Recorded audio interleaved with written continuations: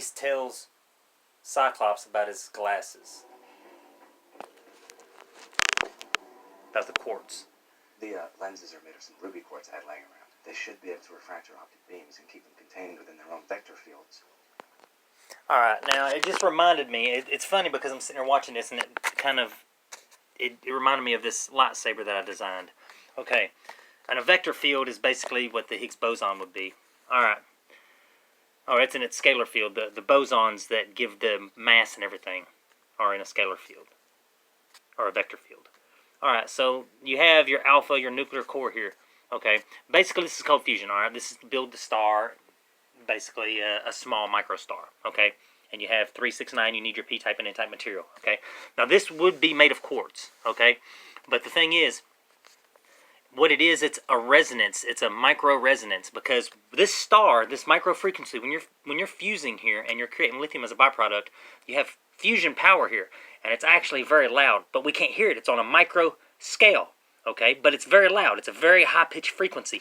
Now, this frequency is literally going to make this quartz glow and vibrate, okay? It'd be like a reciprocating saw, and you would literally be able to break molecular bonds with this. See what I'm saying? So, when he was talking about that ruby quartz, keeping his optic, his optic powers in its own vector field, that's not bullshit. I mean, that's actual literal quantum science. And it's ironic how it coincides with things that are supposedly make-believe. But if you know enough about electricity and thermoelectric generators and anything really about science, and I've been studying every field. I mean, I've built computers, I've built machines. When it comes to cars, I've worked on them, timed them. I've been a mechanic in a garage for years. I've built houses. I mean, I've literally done everything and studied every science. And literally, the things in these movies are not just jokes. It's actual really real stuff that people are thinking, oh yeah, it's all make-believe. But what they're doing is they're talking about real stuff that we don't have, that is being suppressed, and putting it out in movies so it seems like it's make-believe. They create disbelief by hiding something in plain sight. And ironically, it's on the X-Men, okay? And there is an X factor. There is the X factor, which is real. I mean, this is Mother Earth. This is the female force. This is the omega of the universe. It's kind of ironic because these movies, these Marvel movies, Disney movies, and George Lucas movies have a lot of truth in them. And it's all ancient science that's been suppressed. That's why I think they got connections when it comes to the Vatican. They got connections to people that have information in the Vatican. Or they can go in there and read whatever they want in the Vatican.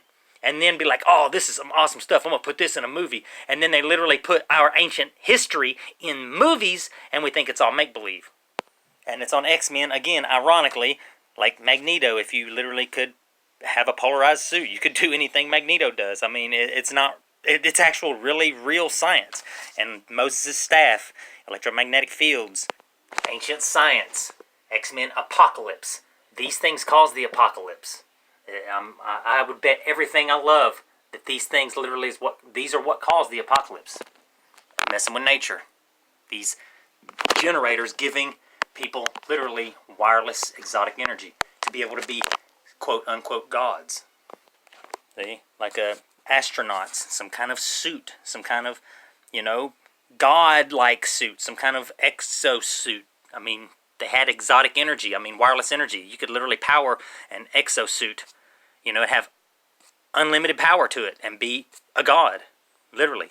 Like toroid electromagnetic field. You could literally push somebody over, pick someone up, telekinesis, all that good stuff.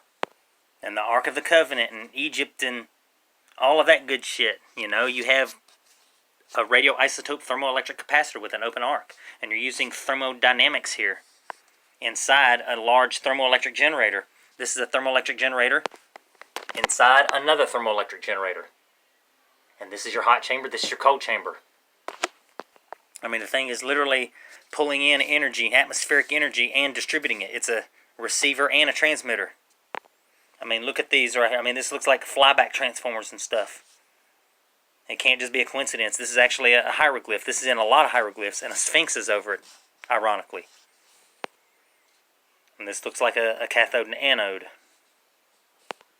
the material that this is actually made of is actually semiconductor material, quartz. Like he was just talking about the glasses, you know. Quartz is very special when it comes to harnessing this energy from fusion generators.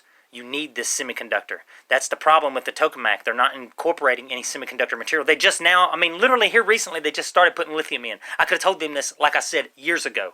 Okay, I know why that thing won't run, and I could actually show them an easier way to design a simple one that would actually run. You need semiconductors. These are superconductors. You need superconductors, supercapacitors. And ironically, this is a socket 1191, just like on a computer processor. And lo and behold, it looks like a computer's motherboard. I mean, that's just too ironic. And a computer motherboard is called a microstar or a biostar. And as I've been saying, humans are biological living stars with that X and Y factor, that nuclear and electric energy, which are the Y and X factor. I mean, the alpha and omega. And then here you're going to get a microstar in the King's Chamber. So, ironically, it's going to look like a motherboard. And thermoelectric generators work with computer parts. I mean, it's all a big connection here. I mean, these are all literal, real connections to our ancient past and our technology. I mean, it mirrors and mimics each other. This is macro technology. We use micro technology. There is a macrocosm, a microcosm. All of this stuff ties in. It's not just pseudoscience. To label it pseudoscience is an easy way to just deny facts, okay? That's like Newton saying, oh, God did it.